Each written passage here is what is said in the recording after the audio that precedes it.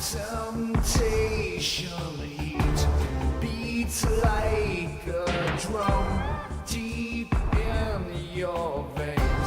I will not lie. Welcome to Book Club for Movies.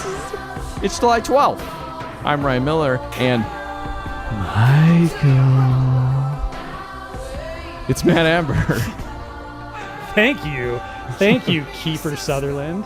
It's gonna haunt my dreams. Hey, it's Book Club for Movies. We watch a movie every week. We talk about it every week. You can watch it too. Please watch it too. Talk to us about it. Message us any way you like. I don't care.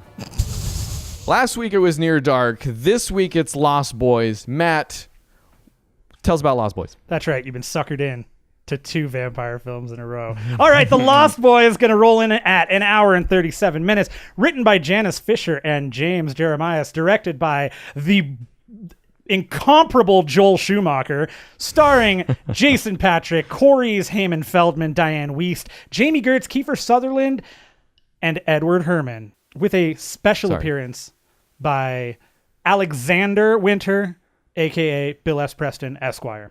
Mm-hmm. Haim and Feldman are both in this thing? How did you miss both of them? I don't know how. They're both massive parts of the movie. Feldman I got. Who is Haim? Michael's brother. The main dude? Sam. Right, yeah. Okay, yeah, sorry. Wow, this is going to be a rough convo. What's a vampire? Mm-hmm. All right, here's your synopsis for this, right? Yeah. Here's your synopsis for The Lost Boys.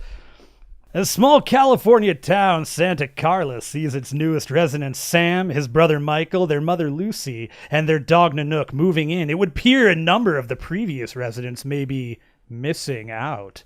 While Sam learns about the true vampiric nature of their newest hometown with the help of his new friends, the Frog Brothers, Michael begins to experience it firsthand. With the local vampire toughs pressuring Michael to join them, he must team up with family, friends, and vampire hunter alike in order to survive the bite of the Lost Boys. You should sell these. They're so bad.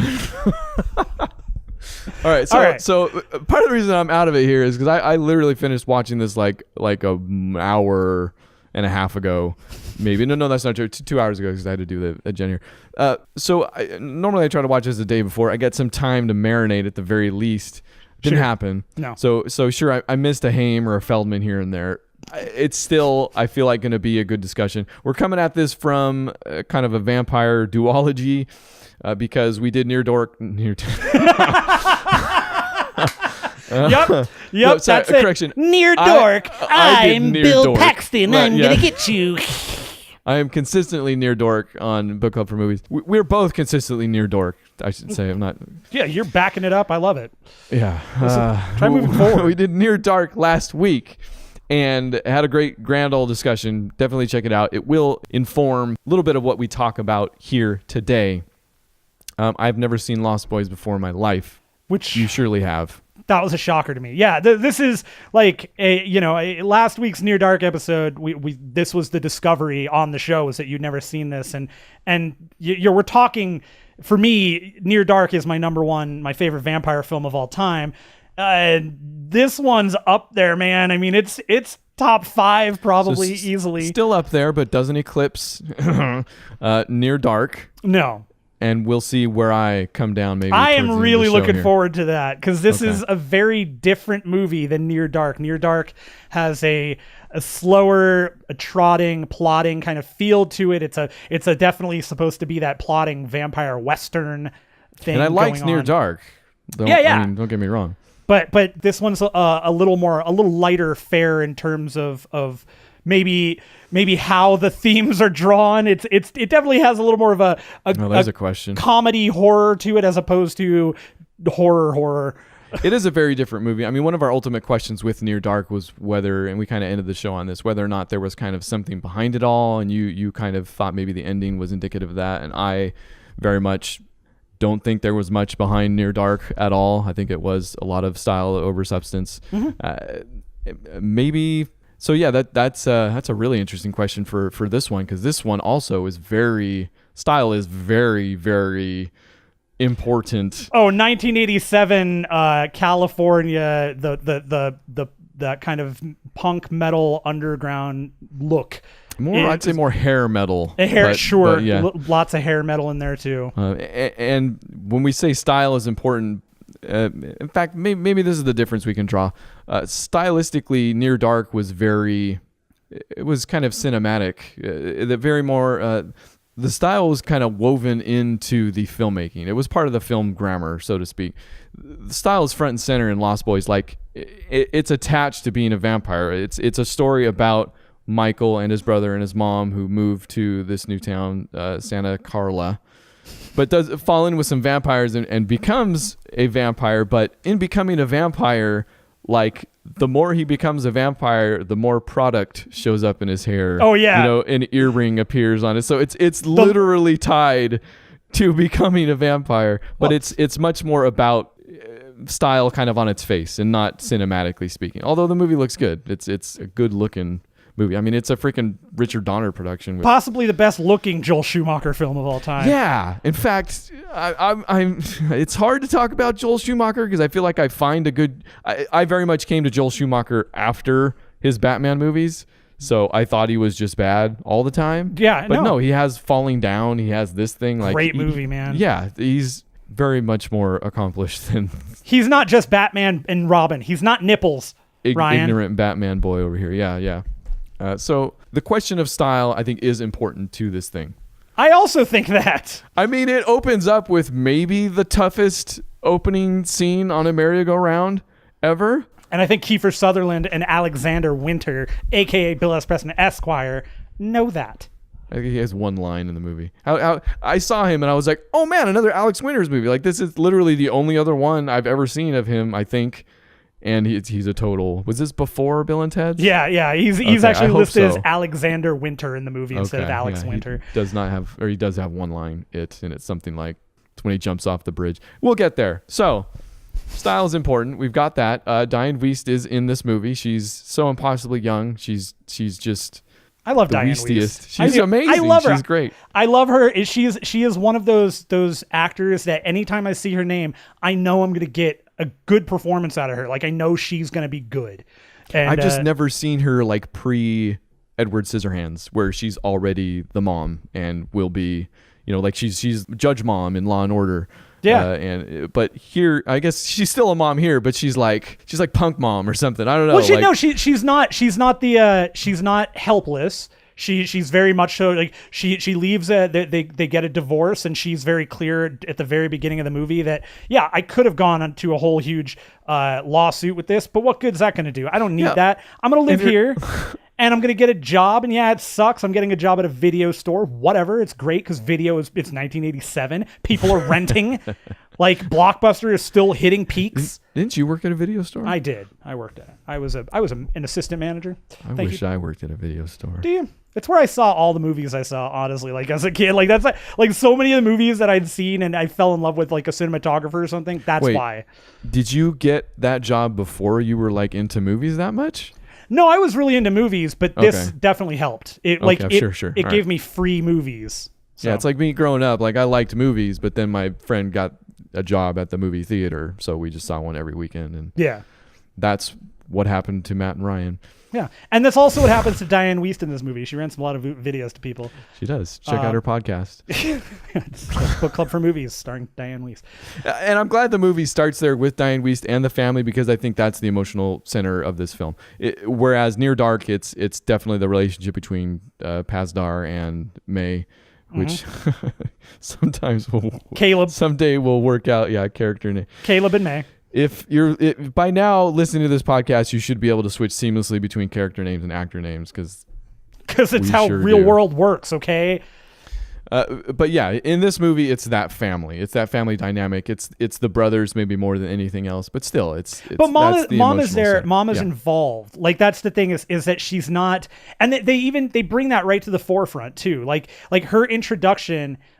Is them in the car, all three of them in the car driving to her father's house, because that's where they're going to live out in the out in the middle of Santa Carla here, and it's them coming from Arizona, so not a huge long drive, but they've been sitting there and they're having fun with the radio, and it's like you get a sense of, oh, okay, they're they're connected. And then throughout the movie, there are bits where she's talking to them, and she she very much so, Schumacher did a good job of making them, and maybe it was just their chemistry. They felt very familial. They did. No. It completely worked in every respect. Like Patrick and Haim too. When they Also. especially that like the bits in the beginning where nothing has happened, they're brand new to the city, and they're in the house and they're kind of roaming around and finding stuff. Like they playing with each other. Yeah. And but it's very much like roughhousing, getting a little moonjousing, a little mood by proxy. But you get that familial sense that okay, they're together. They care about each other. This is not a family they're not tight knit. You know, they're not just like rando. They're not just floating around. Right. But they're not on like top Cody's of each other. parents or Colby's or Crosby. Caleb's parents. Where are they when he's dating a vampire? His mom was dead. So let's have some respect. Kind of, a lot of that was the coma. Sorry, I just saw that Arrested Development. So that it helps to have that family dynamic, so that when the ish goes down, you kind of go, okay, how is the dynamic going to be played with? Is it going to? It's a rift between, and that's actually one of the more engrossing parts of the film, is where he's turning into a vampire, and it is putting this rift between him and his brother, and is to the point where his brother like doesn't know if he should kill him, and it's all very jokey. It's not as serious as it sounds, but my heart goes out at that point. I'm like, no, man, he needs help. Like he doesn't know what's happening. He's like running away from him. I'm like, no, go to him. I'm just gonna talk like Alex Winters for the rest of the show. Yeah, and it's great too. Like the sequence where that really comes together is Sam is taking a bath, and his dog Nanook is his dog very much so. They make this very clear at the beginning that the dog is like attached to him, at his side, listens to him, and the dog is sitting there, and Michael's finally getting that urge, and he goes to the door knowing his brother's in there. Immediately, like he's so hungry and so vampiric to a point where he's not thinking. The dog attacks him, which is what snaps him out of it, and he realizes, and then that's where they have the back and forth where initially Sam wants to run away, and then they kind of have the discussion, and they slowly coalesce together as a family again, and maybe we're moving quicker. I mean, chronologically, they go out on the town, they meet. The man you mentioned, Sexy Sax Man. Saxy Man. You're right. I was gonna say Sexy Sax Man, but it's Saxy Man. He's a sax man. And he sees a girl and follows that girl, who is the girlfriend, ostensibly, of Kiefer Sutherland, who is the leader of the vampire pack. So that's the end to that group, and he, follows her and is taken in by Kiefer, who has him drink some blood, and he's like, "Yeah, right, it's blood. It was blood. It was blood. It was blood. They weren't maggots. They weren't worms. It was blood." Yeah. And we do get a little bit. I mean, the word vampire is said in this film. Oh yeah, for sure. Most of that's between Haim and Feldman. Who very quickly, Corey Haim's character gets introduced to these two comics book store owners, and he, proves his cred there with some cool Batman details, and tells him how to rearrange comics in probably the worst way I've ever heard of. It was Superman details. He's looking for a specific Batman book. Right, that's right. And he's like, "You should arrange these books based on the appearance of characters." And I'm like, "What? There's numbers right on the front of the books, dude." Well, that's his point. Is like you can't have the Superman number 67s with the 245s when Greb Kryptonite hasn't been introduced yet. So the Frog Brothers come in, owners of that store, and complete vampire experts. Of course. They throw a little bit of doubt on that, and it is kind of, they're so over the top that sometimes you wonder if they really do know what they're talking about, because they're garnering all their information from comics for the most part, it seems. That'll come back later. But yes, they are introduced while Michael is off with the Star. girl. And Star, that's right. The girl's name is Star. Jamie Gertz. The incomparable Jamie Gertz. Okay, what is she? Looked familiar, but I didn't. Like I said, I haven't had a chance to do my due diligence here with Jamie Gertz, very popular in the 1980s. Solar Babies is my favorite of hers. Solar Babies. You like Solar Babies next week? Is that another vampire movie? It is not a vampire movie. It's totally a post-apocalyptic weird movie about kids on skates with a floating ball thing. Okay. Yeah, it's like All right. Flight of the Navigator, but in post-apocalyptic world. Okay, sure. Anyways, Jamie Gertz. So she does get together with Michael, and they start their relationship wherein is he going to become a vampire? Is he going to become one of them? And this is kind of like Near Dark, a bit centered around is he going to kill or not? He is given or faced with that decision as a rite of passage. So basically that's the entire movie, I guess. Actually, there's maybe one more thing thrown in there about who the head vampire is, and I'll give credit to the movie. I kind of was asking myself that before they really introduced that mystery. Like even at the very beginning of the film, I was like, the movie's done in such a way, like it creates such a universe, which I'm in the middle of another movie that does this. We'll talk about next week, Repo Man. I love that movie. But it creates such a singular universe that, like, I did start asking myself that question early, like who all is actually a vampire? Like I started suspecting maybe the dad, maybe Diane Wiest, like maybe they are actually, or maybe everybody in this entire town is actually a vampire and they're just upset at the teen punk vampire kids, type thing. So eventually they do introduce that, because in trying to cure Michael, they know they have to kill the head vampire. So they're like, well, who is it? They think, they assume it's Kiefer, but I kind of saw that coming at least. So I think that's actually a strength of the movie, that it did communicate that early on, that I did become invested in it, even before they came out with it. So, but that's essentially the entire movie is who's the head vampire, saving Michael, and, a little bit of him getting with the girl, but honestly not really. And certainly not as much as Near Dark. That was the center of that. No, this falls in. I mean, in so many respects, this movie is very, very much so about your teenage years. It wears that to me on its arm. It's about that transition from being a teenager into being, an adult, or moving out of your parents' house. How old is Michael? I did find myself asking that question because his mom refers to once school starts numerous times, and not just to the smaller brother, not just to Haim. I make the assumption with both of them that he is a senior in high school. He looks pretty old. Senior's still stretching it. Could be freshman in college. I can go with that. I guess either way, yeah, he's at that age. He's coming of age.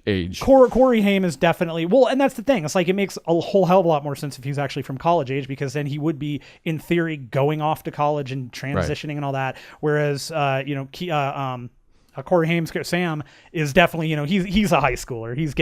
He's a sophomore or something like that. So maybe let's talk about then, since the movie is largely about him becoming a vampire and kind of his struggles with that, because with Near Dark and Pasdar, that was kind of one of the things, him becoming a vampire, that felt uneven to me. Like, he was very much against killing. He was trying to come to terms with it, but it was interspersed with like him drinking May's blood and then kind of laughing about it, and then them rollicking and kissing a little bit. So Michael's transition, I think, is a little more solid to me. So I think that both of the transitions in terms of what we're talking about here are done in very interesting and different ways too. It's true. So yeah. so apples and oranges. I take but I see what you're saying. It's because vampirism comes from the same place in movies, right? It's all comes from blood. So in the case of Michael, he's getting it in a wine bottle from David. In the case of Caleb, he's drinking it straight from May. To me, it's kind of funny in that I read Caleb drinking and being goofy afterward. He's blood drunk. He's not happy about what he's done. He's drunk. Okay. Like, you can get, and it's something like if you've never heard of this, you can Google this. Dogs can get water drunk. They will drink so much water, and they will just kind of be like out there. I don't doubt it. I just, me and you have a difference of headcanon, yes, but also I'm not as forgiving, I guess. I'm amazed. Like, I love your headcanon. It solves every problem, and I wish I had it for that reason. but I'm too myself literal, I guess, and I don't see in I don't know, man. You know what? That's a hard thing to solve because Near Dark is a movie that doesn't say those words. So Near Dark isn't going to be like he's blood drunk. It's just going to be that, and I'm supposed to figure that out. So nobody says blood drunk. It's the concept that he goes from feeling and looking one way to drinking something to now suddenly being he's a textbook drunk. Yeah. That's what it is. He's drunk. Like a million people I've met in my life. Yes, right? I'm aware of the phenomenon.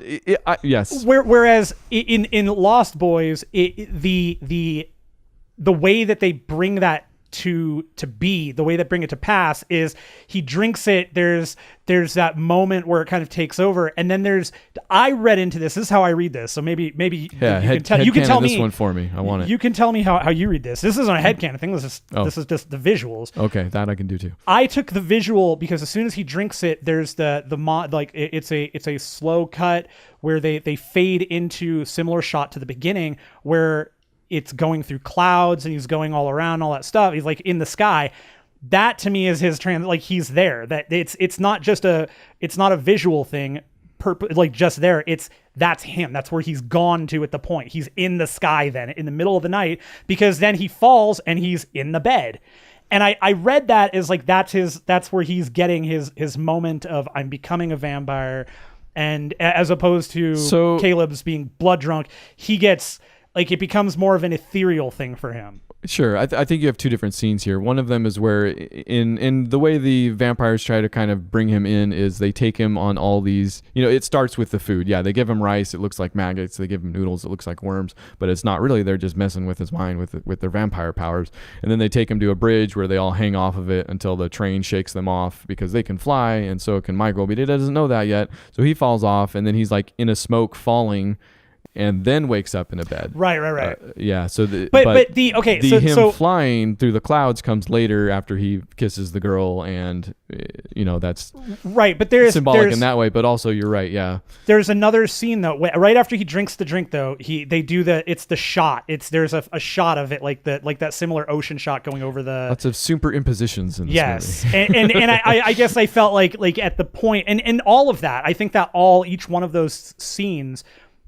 Is obviously more indicative of him falling deeper and deeper into things. Yeah, no, and that's done well. I guess what I was saying initially that I guess for that reason is it is very different than Near Dark, but I kind of buy it more. I bought his struggle a little bit more, or maybe I just understood it more because Lost Boys is a lot more plain of a movie than Near Dark was. So it's very linear. It's a very simple A to B story, and it's meant to be. It is what it is. Like that, there was a little bit. I think I might have used the term '80s fudge with Near Dark. There's still some of that here too. Mm-hmm. Like especially towards the end where it gets kind of heightened and they're trying to rescue the girl and Laddie, the kid.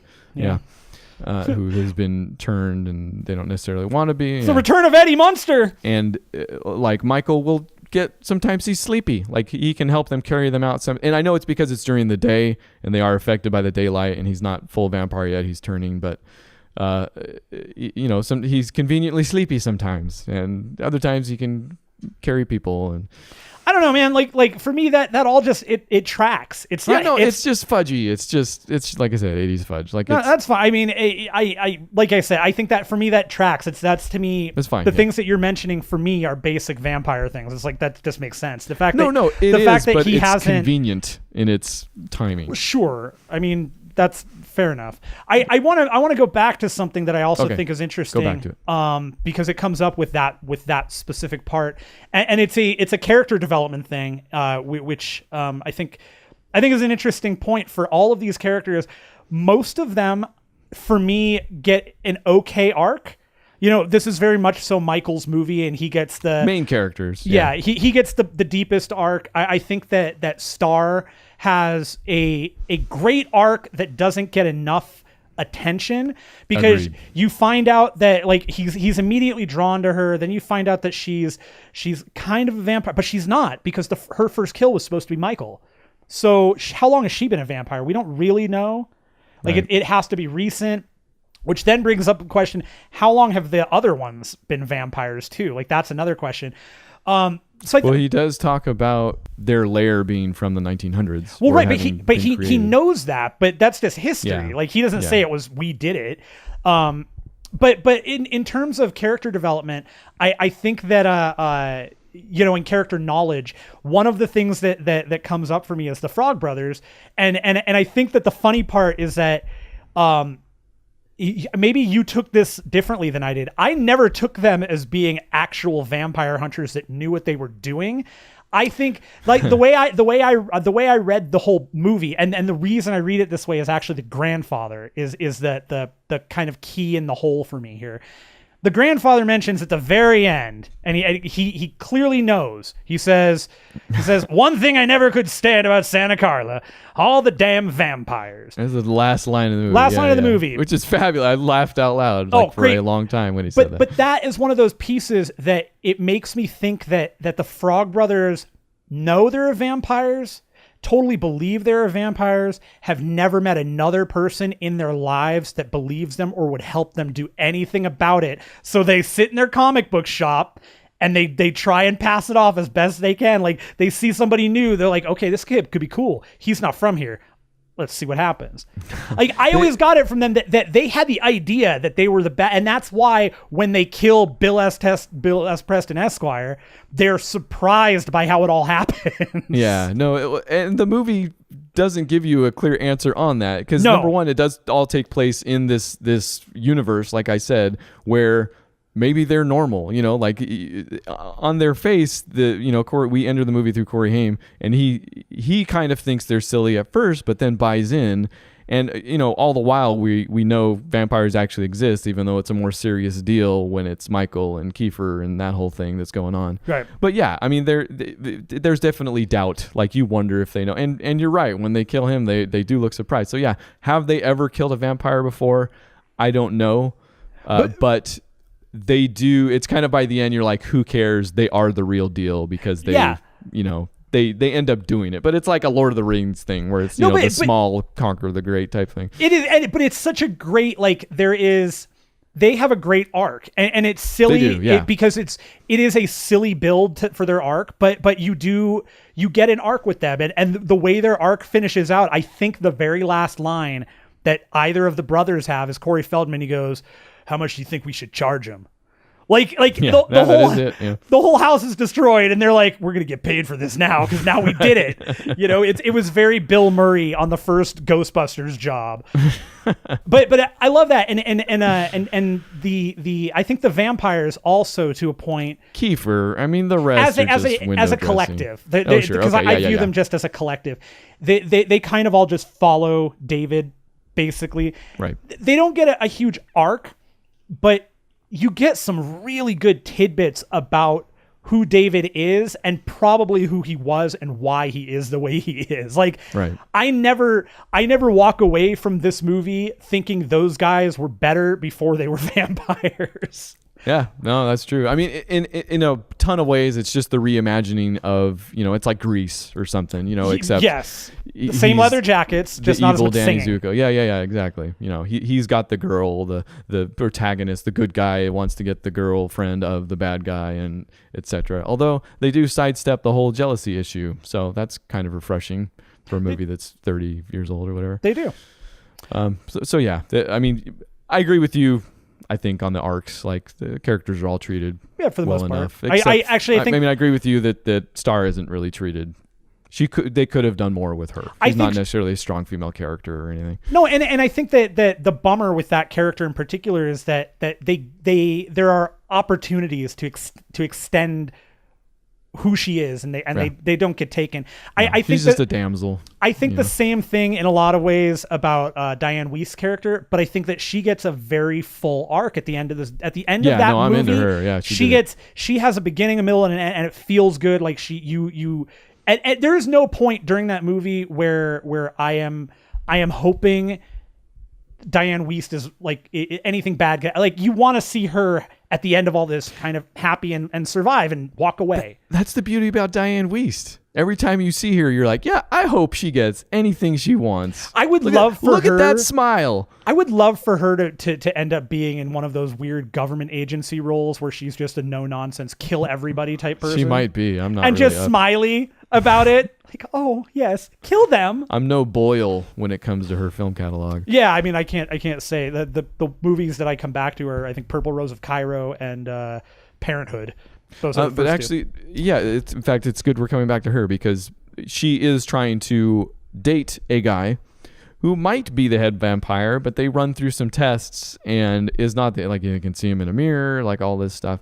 And we don't want to dig too deep down into the mythology, I guess, but what it turned out was that since he was invited into the home, he could pass all of those tests. All of their powers are useless. Yeah. I do want to point something out about that scene, by the way. And I noticed this for the first time The ever. scene at the end? No, the scene where they're testing the boyfriend. So I had never noticed this before, and it probably because I didn't spend enough time in the kitchen. I just didn't spend as much time. That's one of those scenes where there is no question in my mind.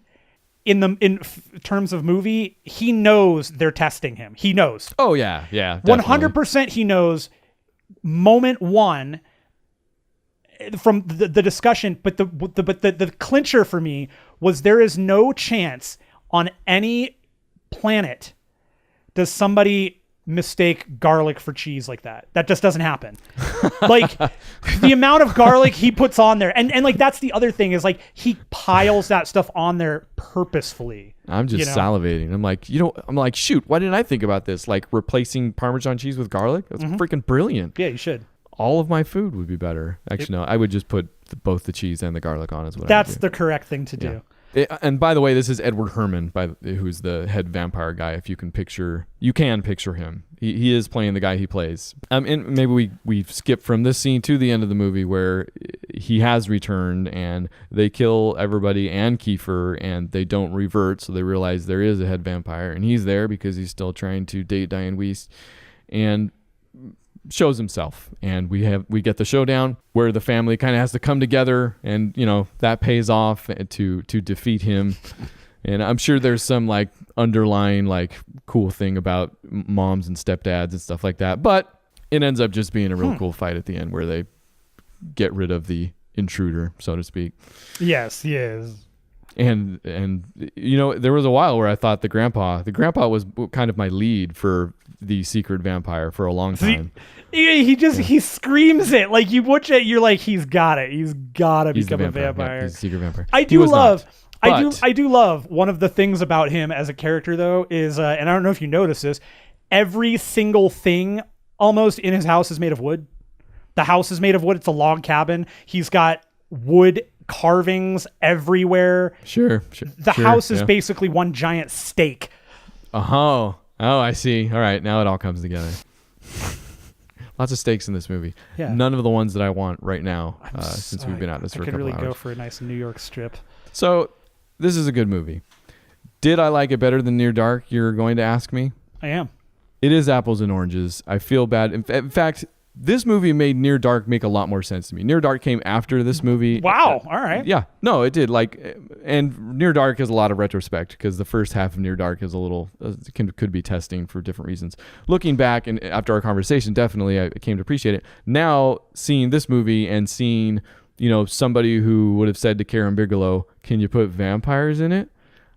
I think she did something pretty cool for some guy that she probably rolled her eyes at when he said, "Can you put vampires in?" And like I said, I like Near Dark.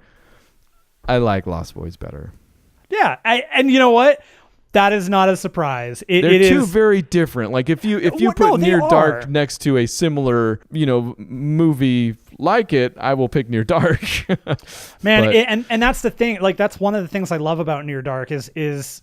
I mean, yes, this is apples and oranges, but there is just not a lot that's ever existed, in my opinion, that's like Near Dark. It's very unique in the sensibility and how it was made, all that stuff. Yeah. In terms of vampire films, which I tend to lump together, these are two that are just up there for me. Again, Near Dark #1. But I love The Lost Boys. It is ridiculous amounts of fun. It is. Great cast. It moves. The pacing's good. Great the cast is pacing. good. The performances are good. The nostalgia of it is good. Like just looking into that, like that's a perfect 80s movie. Oh, My it is. gosh. Like everything is perfectly encapsulated there. And actually, one of the nice things about that movie is that they do a good job of not focusing on any forms of entertainment outside of comic books and live music, because the house has no TV. There's only the mention of the radio. There's no video. There's no cell phones. There's no phone calls. There's one phone call on a landline, which is still not the craziest thing in the world. Like that movie still sits. It is now. But that movie still kind of sits in a place where you can look back and go, all right, that lives in its own little world. You know, it's cool. But yeah, so I mean, and maybe we get to this conversation a little bit more with some of our comments. Jonathan Blade got back with us again. Good old Jonathan Blade. Welcome to the show again. In talking about our favorite vampire movies, he got in on it, and darned if he didn't. Because while I will say I like Lost Boys better than Near Dark, it might not be my favorite vampire movie still. Sure. So Jonathan Blade comes in, says, after School of Movies' recent Blade episode, he had to rewatch Blade, and he says Blade is still his number one. It's not just Snipes' swagger, it's also the 90s cosmopolitan nihilistic hedonism. The Blood Rave is a top 10 scene for me. It is such a great flick. I think Blade might be above Lost Boys for me. And I did end up responding to him with that because what I did have to say was I love Blade. I do think it's a great vampire flick, really fun movie in general. I like Blade 2 more. That's a hard discussion. Yeah, he's specific talking about Blade 1. I mentioned I like Blade 2 better, but I also caveated that there was no chance I wouldn't like it more because it's directed by Guillermo del Toro. It's got Ron Perlman in it. His response was, Blade 2 is a better action film, but it is populated by action figures, and I like the club aesthetic less. Dorf as Proto Kmart Chris Pine isn't bad, and Logue as Proto Perlman works too. I do wish that Lathan had been Karen. I love that. I love that the Dorf. Yeah, no, Dorf on golf. Yeah, Dorf on Tim Conway, man. Stephen Dorff as the proto Kmart Chris Pine is maybe my favorite descriptor of him ever. I like Stephen Dorff. I'm and we're gonna go places with knockoff actors. Let me tell you, I've got one coming for you. Oh boy, I'm excited for this. All right, so. But yes, thank you, Jonathan Blade, for your response. Thank you for that. Yes, we love anybody. it. Yeah, right in. And everybody. You don't need to respond. Still thank you. Yeah, we appreciate you. Let's go ahead and wrap this one up here. So that is The Lost Boys, an easy 93 stars for me. Out of 92. So that's fair. Very good. Very good. The system is solid. Yeah. Next week we are going to do you remember? I do. Ready Player One is ready for DVD viewing. It's out there. Not on Netflix yet. I can't imagine. It is not streaming yet. It is available on the purchasable platforms. So you can still get it, and or might have already seen it since you are better at movies than we are. But it's out. We're gonna watch it. We're gonna talk about that next week. Yeah. So Book Club for Movies then. Yeah, make sure you hit us up, podcast@bookclubformovies.com. Let us know what you think about Ready Player One. Let us know what you thought about Near Dark or Lost Boys or any other movie we've talked about. The French Connection. We did that a while back. We'll bring it back. Yeah, we will bring it back. We will reread it. We love it. We need to hear about it. So don't forget, Book Club for Movies every Thursday. Pass us on to your friends. Tell them to join the book club. We love to play. And with that being said, let's get to the rest of the show. So I have one other movie, and you've seen it before. So we've talked about it. I watched Game Night. Oh man, that's such a funny freaking movie. It is. In fact, I think it's the best thing that they've put out. It's my favorite thing that they've put out. This is the guy that did Horrible Bosses and some other stuff I can't remember, which were funny in their own rights for sure. I like this better. Yeah. Did you? Now I'm gonna jump up right in front of this. Jump it. How did you feel about Rachel McAdams? Because for all of our viewers who may not be aware, there is no visual content here, by the way. Ryan and Rachel McAdams don't really get along, both personally and on screen. Now you're just making stuff up.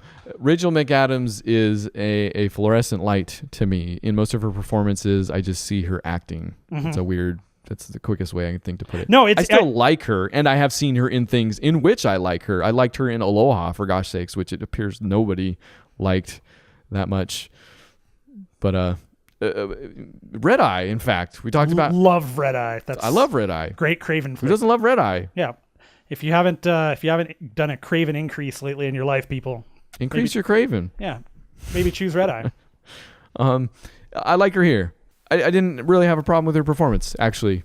Thinking back, I can't think of. I bought everything she was selling. She feels like she and Bateman together felt really good as a couple. Maybe like, that's what it was. I yeah. totally like they were a couple that I bought in every respect. Like they were very good together. The movie does a really good job of getting you invested in that couple. Like they're a couple that's obsessed with board games or games, I guess. The opening to the movie, I think, is kind of a montage of how that's fit into their lives and how it has informed both their relationships and their own relationships. That's how they met. They met playing a game and got married, fell in love and stuff like that. Yeah. So yeah, it is a really funny movie. And again, I don't know how much I can add to what you already said.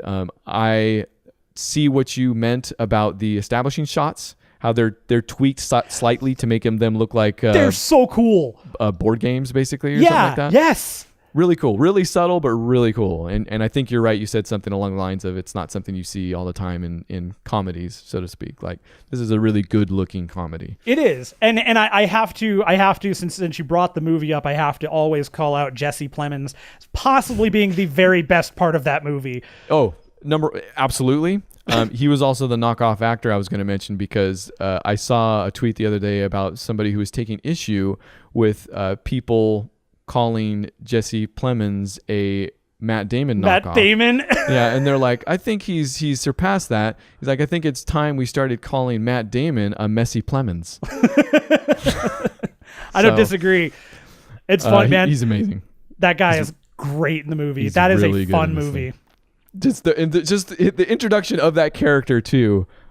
I can't think of much better. Like just creepy outside of the house with his dog. Yep. Just petting and that thing. he's so great because throughout the movie he's just so like stone faced with it. Like he is such a good straight man with the dumbest dialogue. He is, but your heart, the way they frame him, your heart goes out to him because he's a total outsider. He's lost his wife. Like he just wants in, but he's the weirdest freaking dude. So at the same time, you're like, oh, that dude. Like no, like. Come on, throw him a bone, and then they use him throughout the course of the movie to get but in the process, the bit where he puts there's blood all over the room and his dog when they're done. So you figure that one out. So the movie, okay, give the synopsis on the flick real quick. Well, you've talked about it, and yeah, essentially it is. In fact, I think you mentioned the game was your touchstone. I would actually liken it to maybe a cross between the game and The Man Who Knew Too Little. Oh man, I didn't even think about that one, and that is perfect. Bits, in fact, that was my favorite bit actually, because they don't know it's a game where Jason Bateman's brother sets it up for them, and it's supposed to be one of those staged kidnappings. But since he is a smuggler, real people come and kidnap him after beating up the fake kidnappers. So there's a point where they don't know that they're not in a game, and that goes back and forth a little bit during the movie, but. My favorite scene for sure is when they first find through, I forget, they have to use outside means to find where he actually went since it's not the real people. And they find where he's being held and they go there with a real gun that they got that fell off of his brother because he's really in it. And they think they're in a game. It's free. It's The Man Who Knew Too Little. Like it's that entire movie, and it's the gift that keeps on giving in that movie. It's a smarter version of that. Yeah. Oh, I don't know if it's smarter. No, but smarter. It's as good. The characters are smarter than the Bill Murray character. Oh, sure, yeah, because but yeah, it's the whole where they take down the kidnappers with a real gun because they think it's a game, and they're making jokes like, oh hey, and they're tossing the gun around like it's made out of paper, like it's because they think it's fake. That part was fantastic. It's really good. And I do love Rachel McAdams has some great facial expressions in the movie. In particular, the one that's in every commercial. When the dude gets sucked into the engine on the plane. I saw it in the commercial and I still laughed in context. That was still really funny to me because she was really funny to me. I wanted one or two other takes on that one, but yeah, it's at the very end where the guy has her at gunpoint and he gets sucked into a plane engine and she's like, "Yay! Oh no, he died!" Like, I think there's something there. Like, I like that moment because movies typically get us so engrossed that we, death is nothing. Right. So I like that she's there with us for a second until she brings it back. I like that joke. And I don't think she nailed it, but I wonder if you would have felt better about that if you hadn't seen a preview with that in it. I never saw that preview. Oh, you actually. lied. You're a liar. You're lying to me right now. That's true. I am. We have- Only other thing I want to mention about this movie, Okay. I got super invested in the dumb guy and the smart girl. And I was a little bummed that there wasn't, like, because he has brought dumb girls to all these game nights and he finally brings a smart girl and she finds out that he just wanted a ringer, I guess is what it turns out, kind of is what she calls herself. But their relationship still develops, and there's a couple back and forth like, are we on a date? No, I didn't think we were, because I think they're coworkers or something like that.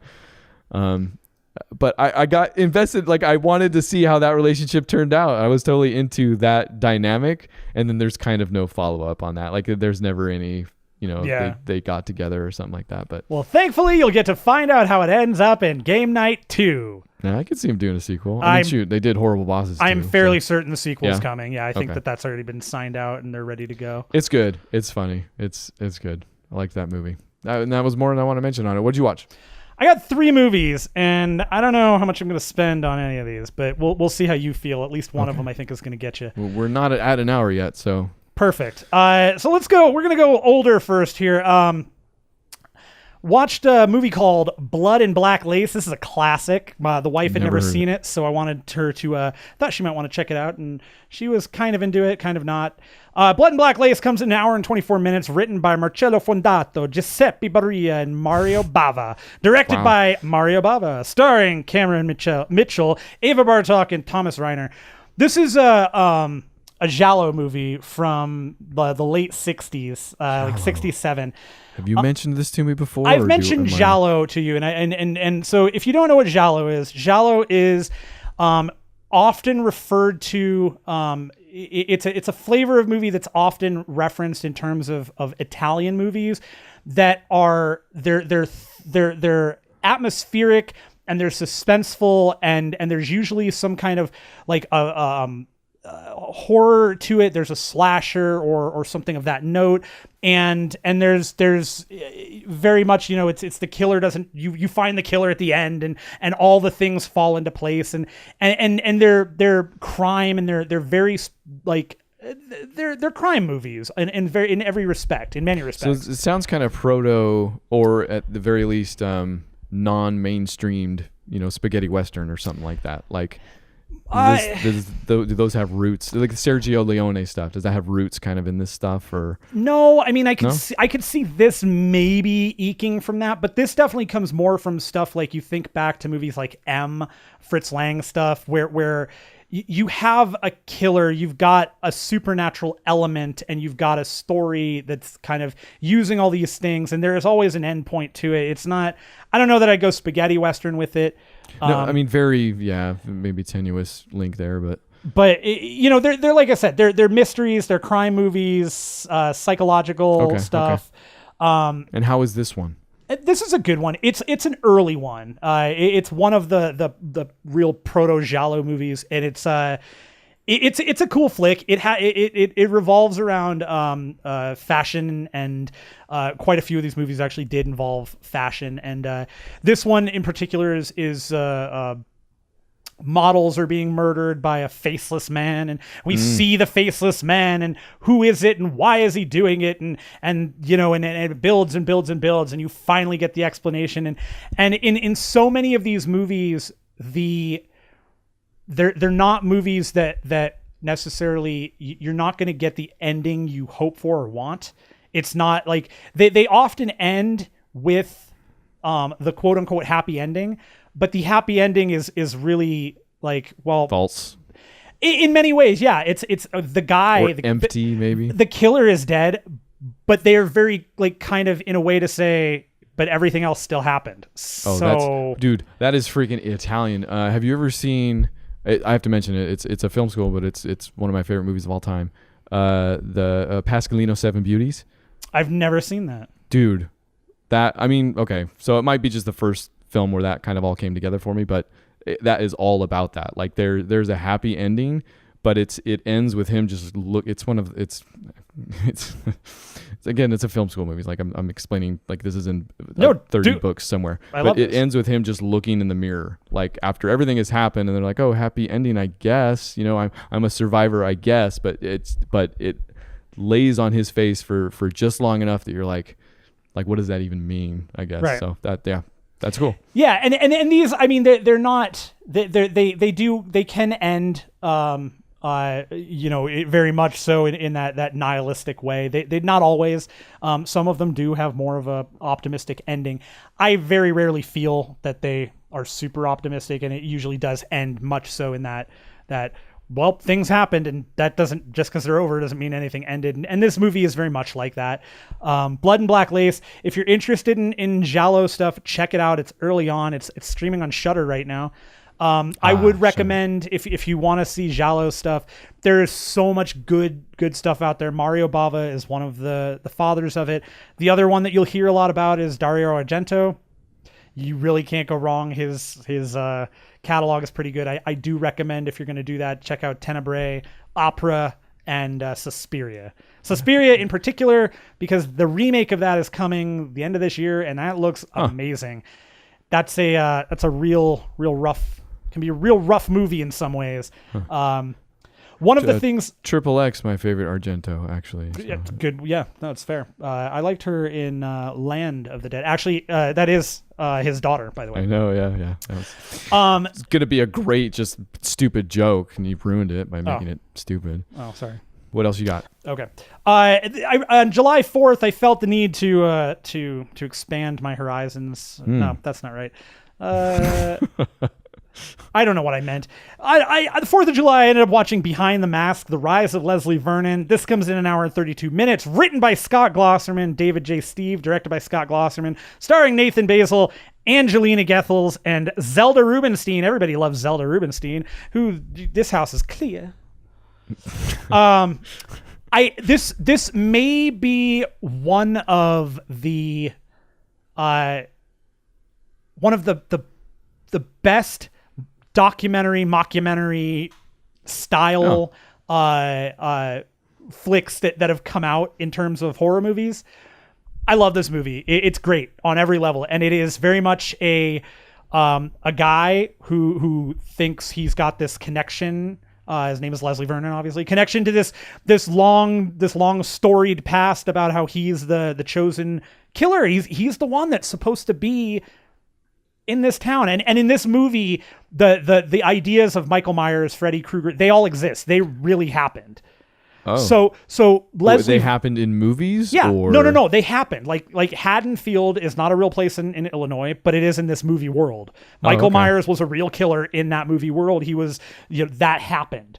So it's nothing that they don't focus on it. They just mention it in passing, because the entire movie is a small camera crew, a cameraman, a sound guy, and then the woman who's like the host of this documentary.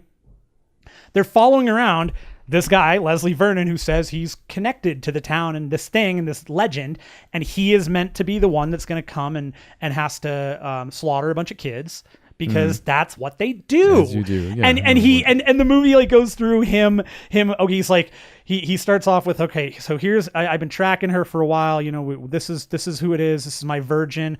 We know that I know she spends time with these people. I see them all the time at school. So we know this is good. And he's like an adult. He's not, so he's doing his adult things. He's tracking kids like adults track kids.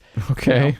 But it's done in a very funny way. It's a very comedy horror in many respects. I hope so. He goes through the whole layout of how he's gonna, okay, check this out. Here's what's gonna happen. And he gets them to interact with the people. He's like, I need your help. Okay, so here's what we're gonna do. She's gonna come out this door, and I'm gonna stand up by the tree. And she's going to put this brick in the door. When she puts that brick in the door, you're going to pull this string. And what she's going to do, she's going to turn around, not know what's behind her. She's going to look forward. She's going to see me. She's going to turn back around. I'm going to hide. She's going to turn around, not know what happened. And then we're going to walk away. and she's going to be freaked out, and this is the scene. And then everything that they calls out like she does, and they film it in such a way that it's like, oh my gosh. And then the documentary crew is like, that was amazing. How did you do that? He's like, yeah, you learn some things. And it's a fun movie. It's got one of my all-time favorite masks for a killer. Like, his mask is super amazing. And it's got a great fun, like, just thread. The whole movie is a fun thread that builds upon itself, and you get a really fun, satisfying conclusion that in so many ways, yeah, you see it coming, and in other ways you're like, oh, all right, well, I guess that's the direction they're going to go. Fine. It's cool. Cool. Really fun movie. Also streaming on Shudder right now. Behind the Mask: The Rise of Leslie Vernon. I'm noticing a pattern here. Yeah, this last one, also a horror-esque movie. Is it on Shudder? Not on Shudder. This one actually streaming on Amazon. I don't know anybody that doesn't like this movie, and if you don't like this movie, you might not enjoy anything else that I'm involved in. Stop listening to this show. Also checked out one of my favorites, The Addams Family, coming in an hour, 39 minutes, written by Carol Ann Thompson and Larry Wilson, directed by Barry Sonnenfeld, starring the inimitable, Angelica Houston, Raul Julia, Christopher Lloyd, Christina Ricci, and Dan Hedaya. What more to say about this movie other than every aspect of it is amazing? Accurate. Both of these movies, for me, they just kill it. They both are hilarious. The casting is excellent. The way they took Charles Addams' original idea and turned it into this, Did you do the second one too? I have not done Values yet. No, that's on deck. I love this movie. Top to bottom, man. There's nothing bad about this movie for me. It hits on every level, and I will never not love Raul Julia and Dan Hedaya's character Tully. The first time we're introduced to that character, the Tully character, they have a sword fight. And isn't it? It's like his accountant or something. He's his accountant. He's personal accountant, and as the sword fight's beginning, like, Dan Hedaya tries to stab him in the back, and Gomez turns around and he looks at him and he goes, "Dirty pool, old man. I like it." Just for the rest of my life, that's all I care about is dirty pool. You do talk about dirty pool an awful lot. Dirty pool, old man. And that's it for me. That's all I got. Hey, come back next week. Book Club for Movies. We're here. We're going to be watching the Ready Player One. The Ready Player. That's not the word I was looking for, though. We're going to be watching Inimitable. No. What is the word? Intimidable. We'll be watching the controversial Ready Player One. So make sure you jump in, join the Book Club for Movies. That's going to be on DVDs. You'll be able to get that on the Xboxes and the PS4s if you want. It's actually still in theaters. If you got the cheap theaters, which I know some cities like to do that aren't cheap anymore, but that's where I saw it. Yeah, there you go. We will be back with that. Hit us up, Podcast Book Club for Movies. We're back next Thursday. Check us out on Monday. We're 0 Hit Points, and you can go there at the .com. What are we doing on Monday? I mean Tuesday. Oh, well, I mean, 0 Hit Points. Everyone knows about Tuesday, but yeah. Come back on Tuesday for 0 Hit Points. Start your week off right. Maybe that's what you're going for. That's what I'm saying. Mondays. Bye.